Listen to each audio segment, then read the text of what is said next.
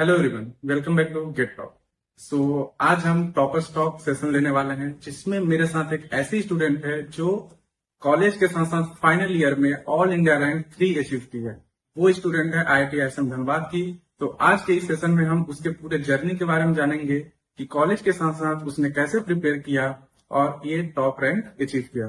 So let's welcome Vaishnavi Bansal, जिन्होंने all India rank 3 achieve किया है। So first of all congratulation. सो वैष्णवी जी, आप पहले अपने बारे में बताएं कि आप कहाँ से हैं, ठीक है, और आपने अपनी जर्नी कैसे स्टार्ट की गेट की। ओके। तो hello everyone, myself Vaishnavi Bansal and I am from Kota, Rajasthan. Currently I am in final year pursuing Bachelor of Technology at IIT ISM Dhanbad.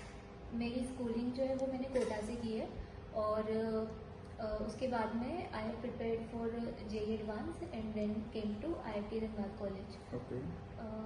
In final year I started preparing for GATE examination and then I appeared for the exam.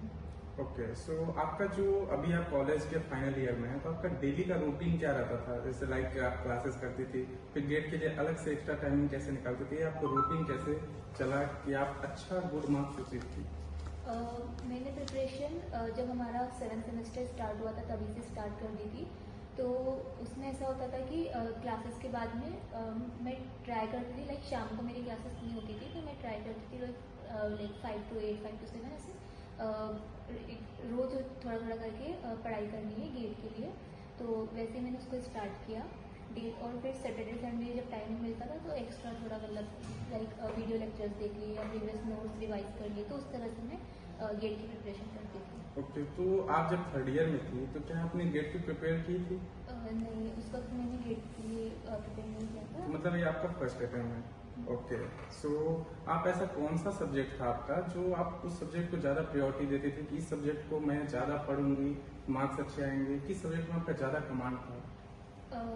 ऐसे तो like mining machinery like वो subject जो था वो मुझे मतलब starting में tough लगता था, पर बाद में जब मैंने उसे पढ़ा तो लाइक उससे मतलब डिसेंट नंबर ऑफ क्वेश्चंस आते हैं गेट एग्जाम में, तो वो सब्जेक्ट मुझे लगता है कि उसमें मेरा कमांड अच्छा था, तो माइनिंग मशीनरी थी। अच्छा, तो आपने अपनी जो प्रिपरेशन स्टार्ट की वो कब से स्टार्ट की? कितना मंथ आपने गेट को दिया स्पेसिफिक? 6 months। 6 मंथ। तो मतलब टोटली आपने पूरा कॉलेज का मटेरियल फॉलो किया, ऐसा कुछ कि पूरा कॉलेज का जो भी कंटेंट प्रोवाइड किया गया था वो आप उतना पढ़ के आप गेट में एक अच्छा रैंक अचीव की, राइट? एक्चुअली मेरी जो कॉन्सेप्चुअल क्लैरिटी थी वो कॉलेज की वजह से ही हुई थी, लाइक जो second year, third year, fourth, final year में जो प्रोफेसर ने हमें पढ़ाया था, लाइक तो मतलब टेक्निकल क्लैरिटी उसी से हुई थी।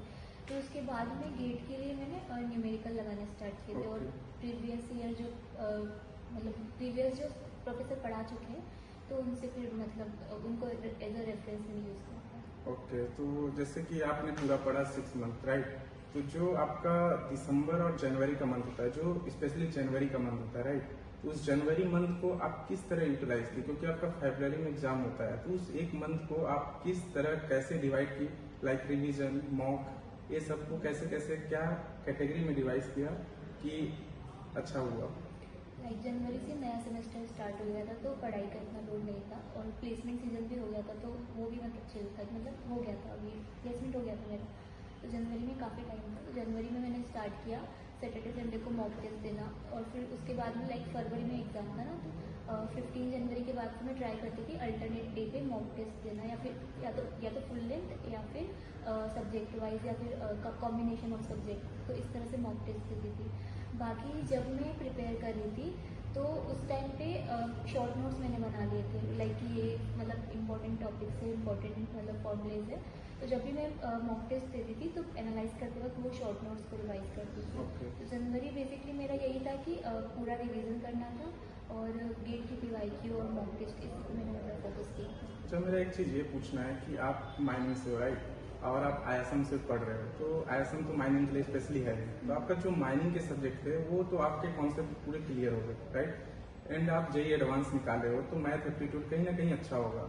तो अभी गेट के लिए मैथ और एप्टीट्यूड को आप किस वे में कैसे प्रिपेयर की और कितना मार्क्स आपने उसमें अचीव किया? क्योंकि अगर उसमें आपका कमांड अच्छा है, मार्क्स अच्छा आ गया तो आप रैंक अच्छा ला सकते हैं, राइट?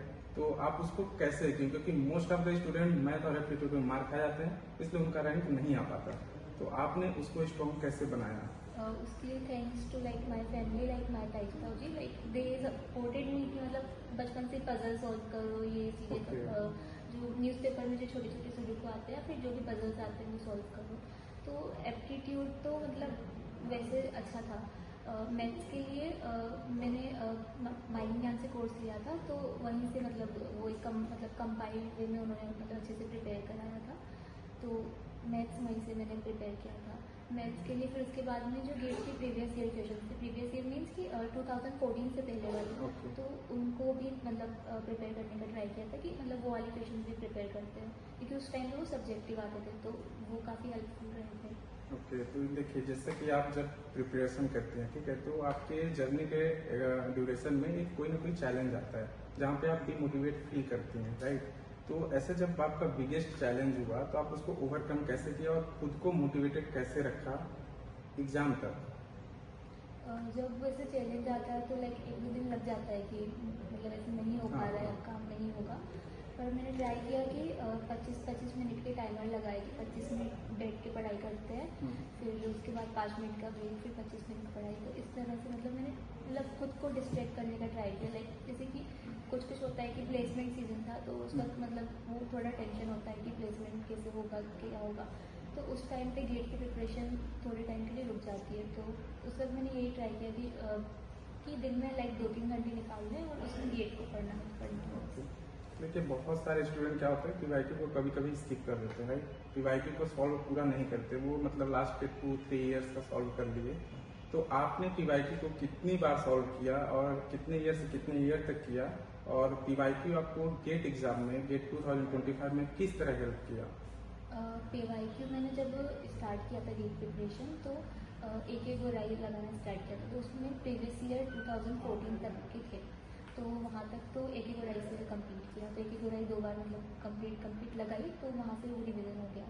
फिर उसके बाद में जब पूरा सिलेबस कंप्लीट हो गया, मेरा सिलेबस लाइक अक्टूबर-नवंबर तक हो गया था। Okay. तो उसके बाद में 2015 से मैंने मतलब क्वेश्चन पेपर लगाने कंप्लीट चालू किया, क्योंकि मैंने वो मतलब जब मैं पीवाईक्यू लगा रही थी मैथ्स के लिए, तो मैंने बाकी माइनिंग को टच नहीं किया था उस वक्त। तो Okay. मतलब पीवाईक्यू मैंने फिर उस तरह से रिवाइज किया। जब वो एक बार लगा लिया, फिर उसके बाद में मॉक टेस्ट सीरीज ली थी, तो फिर वहाँ से मतलब उसमें भी मतलब कॉम्बिनेशन ऑफ पीवाईक्यू एक तरह से होता है, तो वहाँ से फिर मैंने उसको prepare आपने किया था। कौन से कोचिंग का अपना टेस्ट सीरीज लिया था? मैंने माइनिंग ज्ञान माइनिंग से मॉक टेस्ट किया था। ओके, तो जब आप गेट एग्जाम में गए, राइट, तो आप उस 3 घंटे को किस तरह मैनेज किए, कैसे कैसे क्वेश्चन को टैकल किए, जो डिफिकल्ट क्वेश्चन होंगे, ट्रिकी क्वेश्चन होंगे, कैसे डिवाइड किया, और 3 घंटे को कैसे इजी वे में सॉल्व किया कि आप मैक्सिमम क्वेश्चन अटेम्प्ट कर पाए? क्योंकि बहुत सारे स्टूडेंट ऐसे होते हैं जो कि पेपर देखते हैं, जो फ्रंट पे मिला, मान लो कोई टफ क्वेश्चन मिला, उस टफ क्वेश्चन को देख के वो डर जाते हैं कि पेपर बहुत टफ आया है, राइट? तो उस चीज को आप कैसे फेस की, और कैसे कैसे कौन से सेक्शन को पहले अटेंड किया, कौन से सेक्शन को बाद में अटेंड किया, किस तरह पूरे 3 घंटे को आपने मैनेज किया? जब एप्टीट्यूड आया था, तो एप्टीट्यूड मुझे काफ़ी इजी लग रहा था। लाइक मतलब 60% मतलब डूएबल क्वेश्चन थे, तो वो मैंने उसी वक्त कर ठीक दिए। है। जो मुझे लग रहा था कि इनको दिमाग लगाना पड़ेगा, कैलकुलेशन थोड़ी ज़्यादा हो जाएगी, तो उनको मैंने थोड़ी देर के लिए मार्केज रीड करके आगे मतलब माइनिंग पे चली गई। फिर माइनिंग में भी सेम प्रोसेस की, जो टॉपिक मैंने पढ़े हुए थे पहले मैंने उनको अटेम्प्ट किया, जो बिल्कुल नहीं पढ़े थे, जो एकदम नए थे, उनको मैंने मतलब स्किप कर दिया।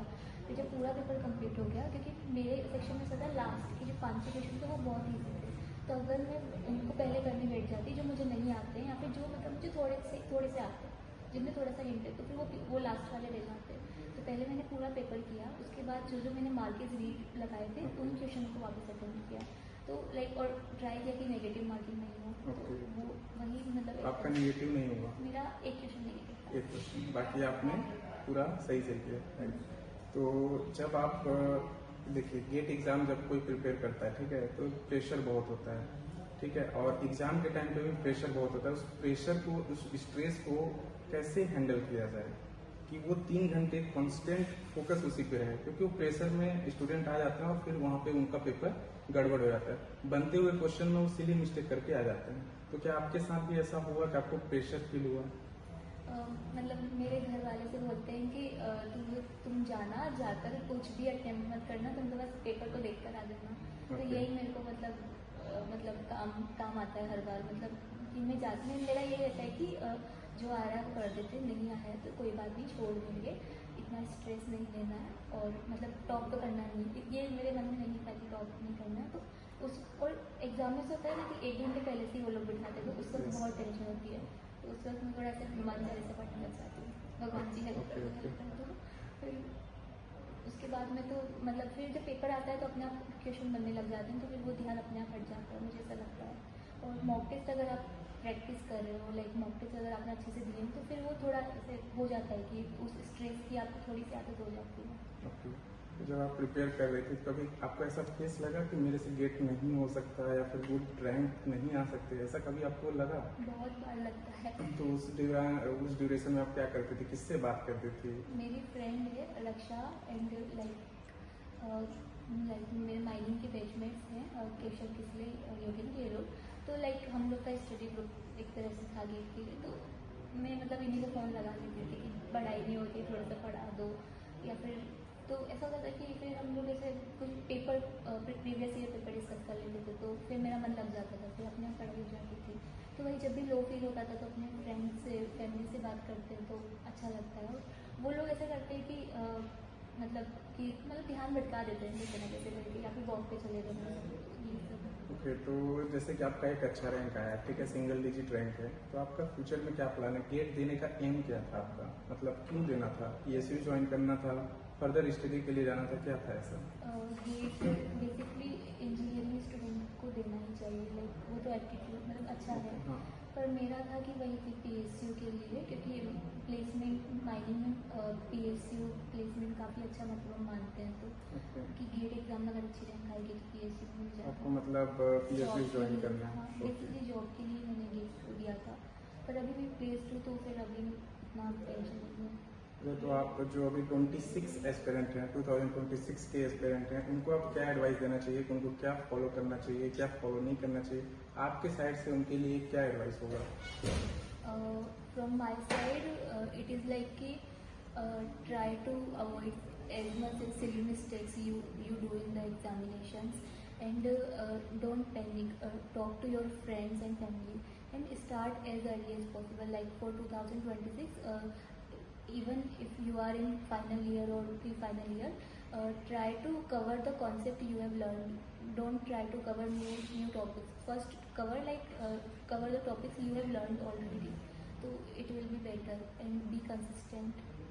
सो गाइस, जैसा कि आपने अभी वैष्णवी का इंटरव्यू सुना और इन्होंने अपना पूरा जर्नी शेयर किया आपके साथ, तो इस जर्नी से आपको बहुत सारी कुछ चीजें सीखने को मिलेंगी कि ये जब डिमोटिवेशन फेस में थी तो क्या करती थी और ये अपनी प्रिपरेशन को कैसे स्ट्रांग की, राइट?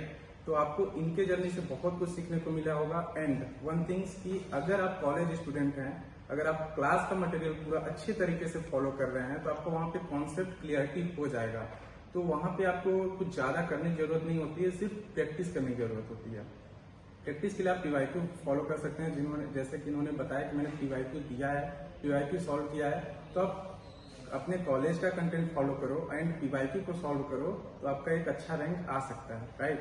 तो थैंक यू वैष्णवी। फिर Thank you, sir. तो मिलते हैं किसी नए वीडियो के साथ, एक नए जर्नी के साथ। Till then, bye bye.